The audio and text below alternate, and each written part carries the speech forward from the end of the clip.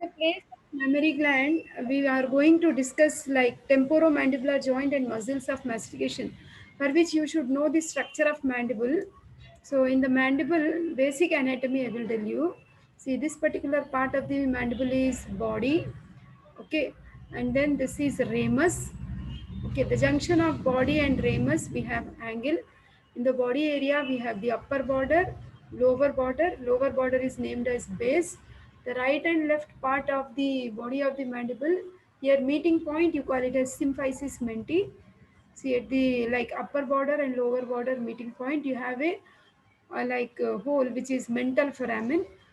Coming to the ramus of the mandible, we have coronoid process, condyloid process, and this is mandibular notch.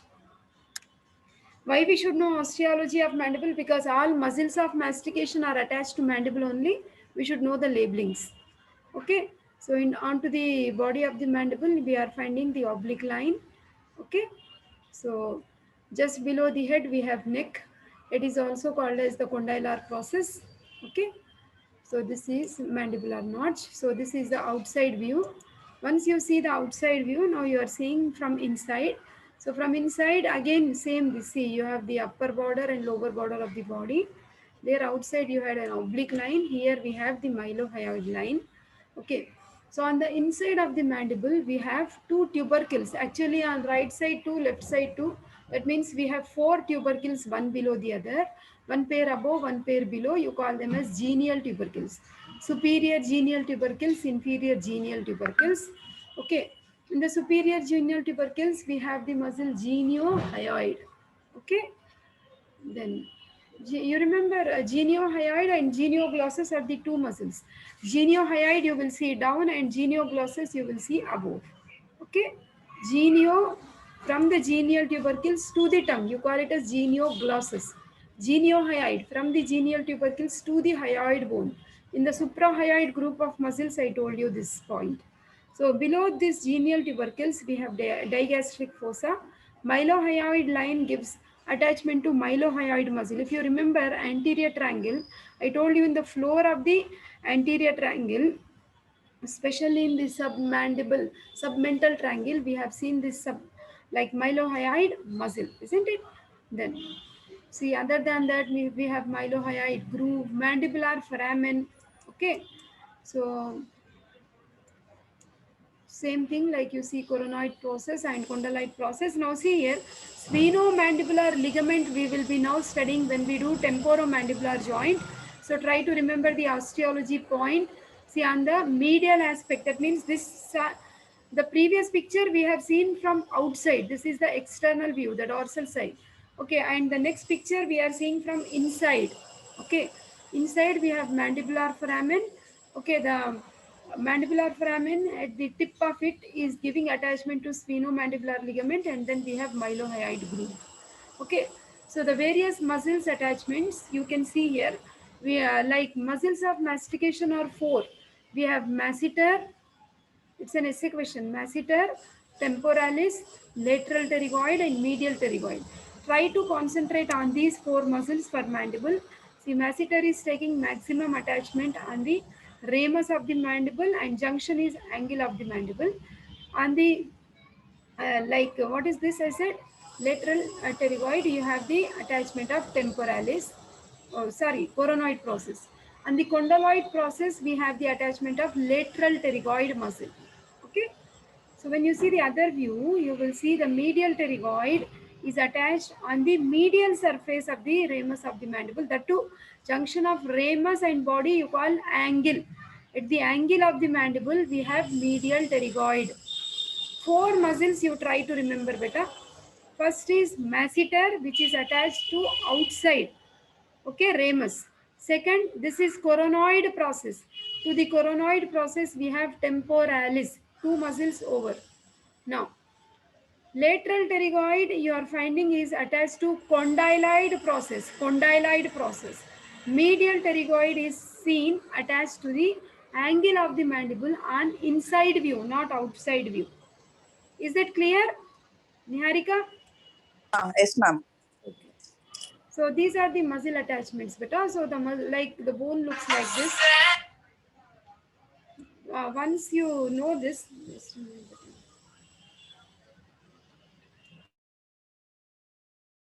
Now see here. Mm. Only because now I have kept this mandible, there is one short note which is possible. Usually, age changes in the mandible is the question which we will be asked for 3 marks basically. See, in the adult, this is what is the name of this foramen we have? That is the mental foramen, I told you. So, in the age changes in the mandible, when you see this mental foramen, this is the mental foramen. In the adult, you see it is present in the middle. This is the upper border of the body and this is the lower border of the body. More or less, you will see this is found in the middle point. Whereas in the child, you see the mental foramen is close to the lower border, whereas in the old age, this mental foramen is moving towards the upper border. Why is it so? As the age advances, what happens? There is like degeneration of the teeth, and you will see there will be erosion of the upper border of the mandible. Okay, so because of which you will see this mental foramen looks as though it has moved upwards. Okay, that is, whereas still the bone is growing, no, that's the reason mental foramen looks as though it is very close to the lower border. You can draw a rough picture if age changes of mandible is asked. That is the only question which you will be usually asked in your final exams. Okay, age changes, two halves of mandible fuse during first year of life. At birth, mental foramen is below, close to the lower border. Okay, and as the age advances, you will see it will be moving upwards. Okay, so there those age changes you try to remember. Okay, mental foramen opens midway between the upper and lower borders, whereas in old age teeth fall out and alveolar border is observed. Okay, hence you will see the height of the body is markedly reduced. Okay, mental foramen and mandibular canal, they just move upwards. Okay, angle becomes more obtuse. So that is that's what I want you to remember for mandible. These are the fractures. Anyhow, nobody will ask you all those details. I don't want to trouble you with unnecessary details. Now I will take you to temporomandibular joint, which is very very important. Probable essay question beta. Temporomandibular joint and also muscles of mastication. So we will try to learn these two topics now. See, muscles of mastication. Now you are seeing the skull bone. So in the skull bone, so this muscle, this is the temporal bone, right? So in the temporal bone, you are finding a muscle that is temporalis. And whatever white sheet you are finding, that is the fascia of temporalis. Okay? Then I told you this is the angle of the mandible, right? Here you have a muscle that is masseter, masseter muscle. Okay.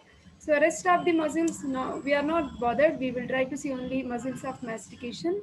We are finding two things here. One is the temporalis and the other is masseter. Okay. So muscles of mastication basically they develop from first pharyngeal arch. When we do embryology, we have to learn pharyngeal arches nicely because many questions come from there. So basically for muscles of mastication in Vishram Singh, so many muscles are given. Don't learn so many. Learn only four principal muscles. In Chaurasia, we have only these four. Okay, temporalis, masseter, lateral pterygoid, medial pterygoid. Enough. Don't learn accessory muscles. Not required. Now let us see the temporalis muscle. Just now I have shown you in the previous picture like it is coming from the temporal fossa. Okay, it is fan-shaped muscle which is situated in the temporal fossa. It is covered by that white fascia. What is that? Temporal fascia, which is shown in the dotted line here. Okay, then it comes below the zygomatic arch. Now I told you temporal fascia. Now see here, this is the coronoid process, right? So where is this muscle getting inserted? We have seen in the osteology part. See, this is our temporalis muscle. It is coming from the temporal bone. This white fascia is temporal fascia. It is going deep to this arch. What is the name of this arch? Zygomatic arch. It goes deep to the zygomatic arch and it gets inserted into the coronoid process. Okay. So temporal fossa and temporal fascia. These two words I want you to remember. Insertion, you just remember this word is very, very important. Coronoid process of the ramus of the mandible.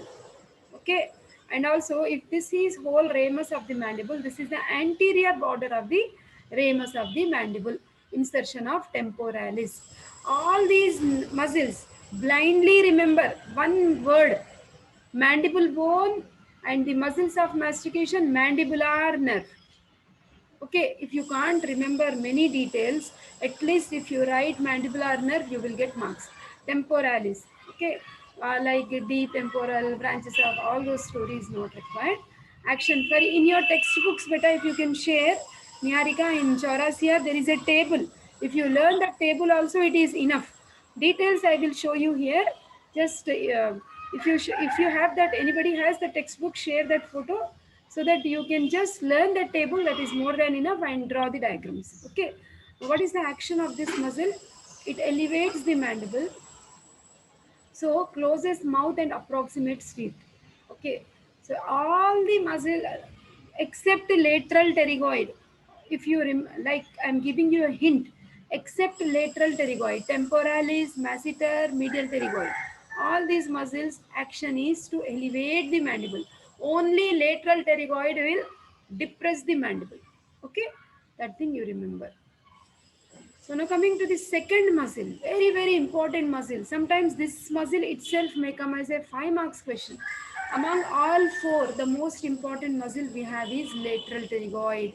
Okay, so this muscle, like V-shaped muscle, whatever we are finding here, this is lateral pterygoid. It is short, thick, conical muscle.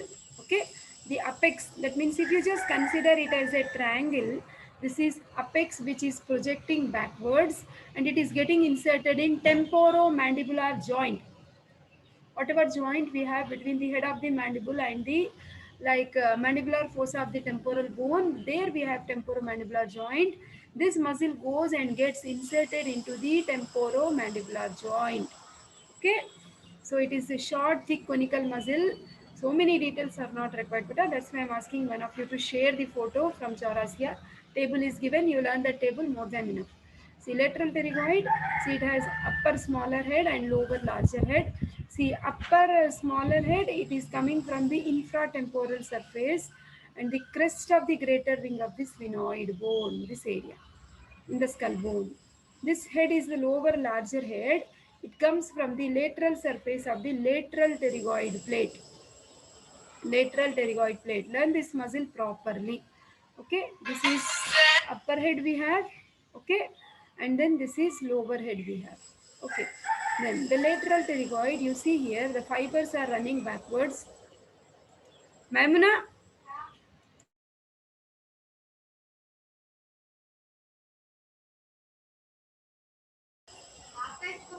now fibers of the two heads are running backwards and laterally, and you can see they converge to form a thick tendon. Okay, and then you can see it is getting inserted into pterygoid fovea. Okay, pterygoid fovea in the front of the neck of the mandible. Okay, if you even write like this, lateral pterygoid is getting inserted into temporomandibular joint, that is enough. Okay, articular disc and capsule of temporomandibular joint is the insertion of this muscle. Okay, so you can see this is lateral pterygoid muscle which is coming from the greater wing of the sphenoid bone and the lateral surface of the lateral pterygoid plate. This is our temporomandibular joint, capsule, and the articular disc where it is getting inserted. Okay, the nerve supply. What is the nerve? I asked you, mandible bone and mandibular nerve. Okay,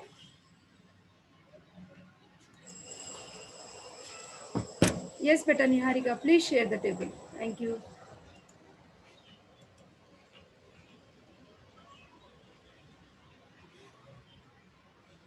Now this is the table what Niharika is sharing, beta. So this is given in Chaurasia textbook. So you just learn origin, insertion, nerve supply, action from this table. This is more than enough. But if you read from this table, you may not understand like from which is the part of the bone and all. So that I am sharing my PowerPoint to make those points clear. But you can just simplify and learn this table. That is more than enough for your essay answer. Thank you, Niharika. Okay. Just stopping now. Now see here. See, lateral pterygoid. I told you this is the muscle. Only muscle which is depressing the mandible. Rest all the three muscles, they elevate the mandible. So they actually depress the mandible. Lateral and medial pterygoid muscles of two sides, they protrude. You can see it. This is the protraction. Protrude the mandible. Okay, lateral and medial pterygoid of two sides contract alternately to produce side-to-side jaw movements as we do during chewing, mastication, isn't it? Chewing process. So this is the lateral pterygoid. I told you this is the most important muscles among all four because this is considered as key muscle. Like in gluteal region, I told you piriformis is key muscle. Similarly, here you see this is the key muscle because it gives a fair idea about the structures in this region. Now see, lateral, its relations also will be asked, but as such, lateral pterygoid is 5 marks question also separately. So lateral pterygoid muscle, where is that? It is cut actually. You can't see here now because the relations are shown. Like superficially, it is related to ramus of mandible, which is cut. Then we have masseter. Then tendon of temporalis. This is the temporalis. Superficial head of medial pterygoid, and this very important structure which we see here is maxillary artery. Maxillary artery is the branch of which artery? External carotid artery. So you can see this whole thing is external carotid artery. From external carotid artery, we have maxillary artery and its terminal branches also few. We can see temporal branches, we can see masseteric branches, we can see. Okay, so that is, see, this is the external carotid artery, and then this is the like maxillary artery. Okay, the branches which go towards the temporalis muscle and temporal bone, those are the temporal branches. The branches which move towards the masseter muscle are the masseteric branches. Okay, deep relations. That means when you just remove that muscle, what are the structures we see? We see the mandibular nerve running in the mandibular foramen. We will see middle meningeal artery, sphenomandibular ligament, and deep head of medial pterygoid muscle. Okay, so these are the deep relations. So whether you understand pictures or not, you have to memorize all these points better because they are actually very important. Okay, so lateral pterygoid muscle origin, insertion you learn, relations you learn, like superficially what are the structures we see. When you remove the muscle, what are the structures we see deep inside? Mandibular nerve, middle meningeal artery, sphenomandibular ligament, and deep head of medial pterygoid muscle. Okay, then now, if you just observe, don't read anything. See here, this is our lateral pterygoid muscle, and we know like it has two heads. No, this is the upper head, and then this is the lower head. So this is the upper border, and this is the lower border. So at the upper border, if you observe, you are finding few structures emerging. What are those? You are finding masseteric nerve, isn't it? It's labeled here, masseteric nerve, and you are also finding the deep temporal nerves.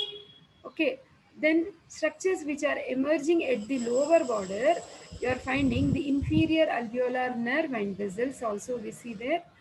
Okay, and we are finding the middle meningeal artery, this one, middle meningeal artery. We are finding one more nerve, this is lingual nerve. So what are the structures emerging at the upper border? This picture is given in Vishram Singh Beta, you can check once. Okay, so the structures which are passing through the gap, what is the structure which is passing through the gap is maxillary artery. Okay, and there is one nerve which is coming like this. What is the name of this nerve? Buccal nerve. You need not remember the details, just remember the structures. Okay, then next we have medial pterygoid. Okay, so medial pterygoid, this is thick quadrilateral muscle. So two heads it has, superficial and deep heads. Okay, then see, this is our medial pterygoid muscle we have. So we have superficial head and then we have deep head. So this muscle also we need to know thoroughly. So superficial head is coming from the maxillary tuberosity, okay, and the palatine bone. These two words you remember. Okay, maxillary tuberosity and palatine bone, and deep head is coming from the medial surface of the lateral pterygoid plate. Lateral pterygoid muscle came from lateral surface of lateral pterygoid plate. Medial pterygoid muscle comes from the medial surface of the lateral pterygoid plate. Okay, and same again palatine bone also. Okay, we know already insertion because we saw the osteology. This is the angle of the mandible which you see from inside. So medial surface and the angle of the mandible of the, and also we will also see it is also seen on the medial surface of the ramus also. Okay, that is. Now coming to the nerve supply, always I asked you to remember like it is mandibular nerve. Okay, you can remember mandibular nerve. So relations you need not remember better, it becomes very extensive. Actions you can remember. It helps in closing of mouth and protruding the mandible. Okay, that is two functions are enough. Then masseter. So which is the masseter muscle? See, this one is masseter muscle here. This is the strongest among all four. Okay, chever it is. Okay, it is a thick quadrilateral muscle covering the lateral surface of the ramus of the mandible, including coronoid process. It covers coronoid process. Please remember this picture. Among all four muscles, the strongest is masseter. So it has three layers of origin: superficial, middle, and deep. Let us see. The superficial is, see, first try to understand this picture. This is the zygomatic bone. Okay, so this point you are finding there is a suture in the zygomatic bone. So this is the maxillary process of zygomatic bone. Okay, and this side you will see the temporal process of the zygomatic bone. And this is the suture which you see between the two processes. So this is superficial layer which is coming from the zygomatic bone, maxillary process. This is the maxillary process of zygomatic bone. Okay, an inferior border of zygomatic arch, superficial layer. Okay, middle layer, posterior one third. You can see this, of course, this is deep layer. Middle layer is posterior one third of the zygomatic arch. Deep layer, it arises from deep surface of zygomatic arch. More or less, all these are coming from zygomatic arch, zygomatic arch, zygomatic arch. Remember zygomatic arch for the origin of masseter. Okay, anterior two-thirds superficial layer, posterior one-third middle layer, deep surface the deep layer of zygomatic like masseter. Okay, don't see the direction directly, we can just go to the insertion. Where is it going? See, it is going to the angle and the central part of the ramus of the mandible. The insertion is also going up to, what is the name of this process? Coronoid process. Coronoid process, where temporalis also we saw was getting inserted, isn't it? So masseter, nerve supply, again mandibular nerve. To be more specific, name of the muscle is masseter, nerve name is also masseteric nerve. The action is it elevates the mandible. Okay. So this is all actually like in one picture we are given like what are the various movements produced and the muscle which are bringing. But the table what Niharika has shared with us, that is more than enough. Okay, so that you please learn. Then coming to the applied aspects, because question may be framed in this way only, like a patient is coming with tonic spasm of both jaws. He will not give you the muscle like masseter. Spasm, that means severe pain is there in both the jaws. Okay, as though there is tetany, that means he is unable to close the mouth because of severe pain. It remains open like this. So this condition is called as trismus. Or he will give you a clue like patient is coming with locked jaw. So what are the muscles for this condition?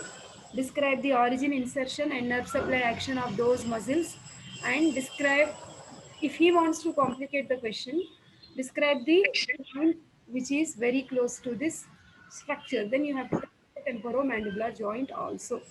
So if any question which is given a clue like this, spasm of both like jaws, and there is a condition like locked jaw, so what are the muscles involved? Then you have to talk about muscles of mastication. Okay, so that is. So once you are done with muscles of mastication, we will do, spelling is wrong, with a temporomandibular joint. Okay, so temporomandibular joint, it is bicondylar type of synovial joint. Here you will see the structures which are involved here. This area is mandibular fossa of temporal bone, and this is head of the mandible. head of the mandible and mandibular fossa of temporal bone. Okay, now you can see more clearly temporomandibular joint. See, this is mandibular fossa which you are finding in the temporal bone, and this is the head of the mandible. Just now I have shown you it as condyloid process, where the lateral pterygoid muscle was coming and getting inserted into this joint, right? Now see here, articular surface, upper articular surface is this. Okay, the articular eminence of temporal bone you are finding. So it is concavo convex from behind forwards. See, this is concavo convex. This is concave part, this is convex part. That's why it is called as concavo convex from behind forwards. Then this is the lower articular surface where we have the head of the mandible, elliptical in shape. Now any joint, generally we see hyaline cartilage, but here you will see it is covered by fibrocartilage. See the difference, but that means it is very much hard, very much supportive, covered by fibrocartilage and not by hyaline cartilage. Please remember this fact. Till now, whatever joints we did, hip joint, knee joint, shoulder joint, ankle joint, whatever joints we did, everything was covered by hyaline cartilage. But here we have toughest cartilage, that is fibrocartilage. Okay, hence it is atypical type of synovial joint. Okay, you can see this is the upper part, articular fossa, where we have the mandibular fossa in the temporal bone, and this is the head of the mandible, also called as the condyle, isn't it? Coronoid process, I said condyloid process for this. Now, like any other joint, what is the outermost covering of these two articular surfaces? Fibrous capsule. So that means whatever is shown in green color will be fibrous capsule. Inside of the fibrous capsule will be lined by a membrane. No? What is the name of that membrane? Synovial membrane. So obviously it will be a synovial type of joint. That means inside the joint cavity, what do we have? Synovial fluid. Now, till now, whatever joints we have studied in the knee joint, if you remember, we had a meniscus, no? Medial and lateral meniscus. Like, that was a fibrocartilage. Similarly, in this joint, there is again an intra-articular disc inside the joint. We know this is head, we know it is covered with fibrocartilage, we know this is mandibular fossa, we know this is capsule, but inside the joint there is a disc. You call this as intra-articular disc. So above the disc you have upper compartment, below the disc we have lower compartment. Okay, now see here, the same thing, you don't read anything, try to understand. This is our mandibular fossa superiorly in the temporal bone. This is our head of the mandible. Dotted lines is actually showing the capsule. Blue area is nothing but the intra-articular disc. And above compartment is named as meniscotemporal compartment. Okay, if you consider this as meniscus, this is between the meniscus and the temporal bone, hence it is called as meniscotemporal compartment. And this is close to the mandible bone, hence it is called as meniscomandibular compartment. So that means above the disc, the compartment is meniscotemporal compartment. Below the disc, the compartment is meniscomandibular compartment. Okay, that is. Now, let us see. That means like any joint, basically we study under these headings only. So now this is temporomandibular joint. Outermost covering will be fibrous capsule. Inside you have that meniscus-like structure, that is articular disc. We have various ligaments, like we have lateral ligament. Then we have, this is from the sphenoid bone to the mandibular foramen, we have sphenomandibular ligament. From the styloid process to the angle of mandible, we have stylomandibular ligament. So we have sphenomandibular and stylomandibular ligaments. So these are the structures we see in the temporomandibular joint. Okay, then. So now see here, this is again mandibular fossa. You are finding this articular disc, isn't it? So upper surface. Now if you see the articular disc, it is again made up of fibrocartilage. The upper surface is concavo-convex. Okay, and it is actually fitting against this mandibular fossa, where you have a special area which is called as articular eminence. Okay, inferior surface. This is the inferior surface of this disc. The inferior surface is actually concave and it is fitting with the head of the mandible, which is convex, reciprocal, isn't it? male female surfaces. So this is concave surface and this is convex surface. Okay, then so that is the same picture you have. Now parts of the articular disc, especially you are supposed to draw this picture for the articular disc. So you see here what are the things we have. So inside this disc, now we have anterior extension and then we have posterior extension. So the anterior extension is close to the capsule. Okay, there you have the insertion of lateral pterygoid. Then we have, as you move behind, we have anterior band, we have intermediate thin zone, we have posterior band. Then as you go behind, you are seeing it is splitting into upper lamina and the lower lamina. So the posterior band is splitting into upper and the lower laminae. Try to draw this diagram and give these labelings. Parts of the articular disc: anterior extension, anterior thick band, intermediate zone, posterior thick band. Then you have the upper lamina and the lower lamina, that is the posterior bilaminar zone. Okay, fibrous capsule. So it above, any time when you just talk about capsule, it will be attached to the margins of the bones which are taking part. So it will be attached to the margins of the mandibular fossa. It will be attached to the margins of the neck of the mandible, isn't it? It comes like this, all around it will be surrounding. So superiorly articular tubercle which is close to the mandibular fossa. Okay, then below it is attached to the neck of the mandible. Okay, so now synovial membrane lines the inside of the fibrous capsule. We know this. Okay. Now, so what are the various ligaments we have? We have lateral ligament. So this is our lateral ligament. So from which bone it is coming? We know this is the zygomatic bone and this is the zygomatic arch, right? So from the lower border of the zygomatic arch, we know this is the neck of the mandible. Condyloid process, no, like head or neck. Just below the head of the mandible, you have neck. So from there, lower border of the zygomatic process to the posterolateral aspect of the neck of the mandible, almost going up to the posterior border of the ramus, you have lateral ligament. If you understand the picture, you will write in your own words. That's what I try to train you always. So it is a true ligament. It is seen on the lateral aspect of the capsule. We can see direction downwards and backwards coming from the zygomatic process. Okay, and it is going up to the neck of the mandible. Okay, that's what I want you to remember. This is lateral ligament, also called as temporomandibular ligament. Okay. Then from the sphenoid, don't read anything, but you will get very so much is there to study. You will get a feeling. Try to understand. It becomes easy. From the sphenoid bone, what you see in the base of the skull, from the sphenoid bone to the mandibular foramen, you have an extension. You call it as sphenomandibular ligament. Okay, sphenomandibular ligament. From the sphenoid bone to the mandibular, that's it I want you to remember. Okay, then don't read relations, you will go mad.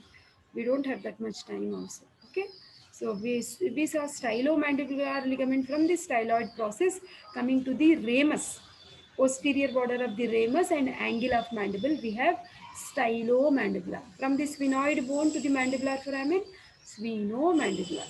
Okay, stylomandibular, from the styloid process to the posterior border of the ramus and also up to angle of mandible. Okay, so relations just ignore, not required, but you will, I don't want to trouble you with facts which are not necessary now. You have very less time. So relations, yeah, but because it is an essay question, you should know like any other joint. In front, it is related to lateral pterygoid temporalis. Two names enough. Behind, it is related to parotid gland, external acoustic meatus. Laterally, this joint is subcutaneous. Medially, it is related to lateral pterygoid, spine of sphenoid. Above, it is related to middle cranial fossa. Okay. Blood supply comes from whatever arteries are passing by. Maxillary artery, you can remember because it was running between two lateral pterygoid muscles. Nerve supply, auriculotemporal nerve and masseteric nerve. Okay. So factors maintaining the stability. See, we are not suffering with the dislocation of temporomandibular joint very frequently, no, because the bones, ligaments, muscles surrounding them, they are quite strong to hold the this joint in position. Okay, so I think link may go in less than 1 minute. All of you, please join immediately. Please don't make me again call you. It will waste our time. So movements, what Niharika has shared one table with us, right? So for the movements of muscles like protraction, retraction, elevation, depression, all those movements are actually performed by the muscles of mastication, and these muscles are actually performing. Like protrusion, it is brought about by like lateral and medial pterygoid. Okay, retraction, it is brought about by posterior fibers of temporalis. Okay, elevation, masseter, temporalis, and medial pterygoid. Depression, I told you only muscle which depresses is lateral pterygoid. Remaining all are like supportive muscles. Okay, side to sides are medial and lateral pterygoid working alternately. You can also